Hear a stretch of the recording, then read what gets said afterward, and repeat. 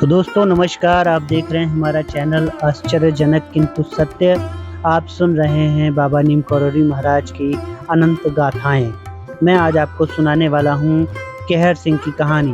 लेकिन उससे पहले अगर आपने हमारे चैनल को सब्सक्राइब नहीं किया है तो एक बार सब्सक्राइब कर लीजिए, जिससे आपको लगातार ये बाबा नीम करोली महाराज की कहानियाँ सुनने को मिलती रहें। हम आपको बताएंगे कि कहर सिंह को जब कैंसर ग्रोथ उत्पन्न हुआ, उसके बाद वो बिना किसी खास दवा इलाज के कैसे ठीक हो गए, जबकि कैंसर का ठीक होना लगभग नामुमकिन ही माना जाता है। तो कहानी शुरू होती है कहर सिंह से, जिनकी जीभ के नीचे मांस का एक बड़ा लोथड़ा उभर आया था, जिससे उन्हें खाने पीने में बहुत दिक्कत हो गई थी। डॉक्टरों के परीक्षण के बाद यह सामने आया कि वह कैंसरस ग्रोथ है, जिससे आने वाले समय में उन्हें कैंसर हो जाएगा और उनकी मृत्यु तक हो सकती है। कहर सिंह को जब इस बात की जानकारी हुई तो वो बेहद दुखी हुए। कैंसर का कोई इलाज नहीं है, यह जानकर वह सोचने लगे कि मेरे छोटे बच्चे हैं, मेरे बाद इनका क्या होगा। बाबा जी भी पता नहीं कहाँ हैं। चूँकि कहर सिंह बाबा नीम करोली महाराज के अनन्य भक्तों में शामिल थे, इसलिए इस विपदा की दौड़ में उन्होंने उन्हें ही याद किया।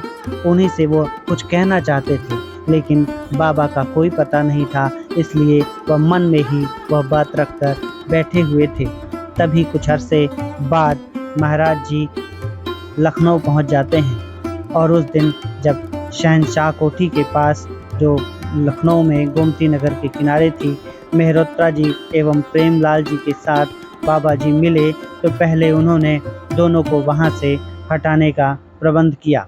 उन्होंने सूरज बाबू से कहा कि मेरे लिए पानी ले आओ, तो सूरज बाबू वहां से चले गए। फिर प्रेमलाल जी से कहा कि दांत खोदने के लिए एक सीख ले आओ। जब दोनों विदा हो गए तो कहर सिंह को बाबा ने अपने पास खींच कर कहा, अब बता क्या कहना चाहता है, इतने दिनों से मन में क्या रखे हुए है, कौन सी ऐसी बात है जो मुझसे छिपा रहा है। कहर सिंह ने बाबा का यह रूप देखकर अपना दुखड़ा रो दिया और पूरी बात बाबा को बता दी, जिसके बाद बाबा ने बड़े प्रेम पूर्वक कहर सिंह को अपने सीने से चिपका लिया और दाहिनी हथेली से उनके सिर पर कई बार जोर से हाथ फेरने लगे।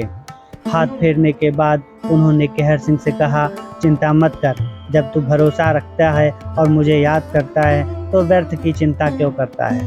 तेरे पीछे मैं खड़ा हूँ, उसके बाद भी तू रोता है, चल ठीक हो जाएगा तू। इतना कहते हुए बाबा ने कहर सिंह के चेहरे पे भी हाथ फेर दिया, लेकिन बाबा ने कुछ कहा नहीं, केवल इतनी ही बात कही। जिसके बाद कुछ दिन बीते और कैंसरस ग्रोथ कहाँ गई यह पता नहीं चला। कहर सिंह का यह जो अजूबा हुआ वह देखकर सभी सन्न रह गए। डॉक्टरों ने जब दोबारा टेस्ट की तो पता चला कैंसर ग्रोथ मुंह में नहीं है। जिसके बाद कहर सिंह ने डॉक्टरों को भी ये बात बताई कि बाबा नीम करोली महाराज की कृपा से ही उनका ये कैंसर ग्रोथ ठीक हुआ है। जिसके बाद कहर सिंह वहां से सीधे बाबा नीम करोली महाराज के आश्रम पहुंचे और बाबा के दर्शन कर उन्हें पूरी बात बताई। बाबा ने कहा, सब ईश्वर की माया है, मैंने कुछ नहीं किया, मेरे पास कोई शक्ति नहीं है, बस विपदा के समय में हर व्यक्ति ईश्वर को याद करता है। मैंने भी ईश्वर को याद किया था और एक प्रार्थना की थी कि ईश्वर आपको जल्दी ही ठीक कर दें। ईश्वर ने शायद मेरी प्रार्थना सुन ली और आप ठीक हो गए। तो ये थी बाबा नीम करोली महाराज की अनन्य गाथाओं में से एक कहानी, जिसका वर्णन हमें अनंत कथामृत में मिलता है।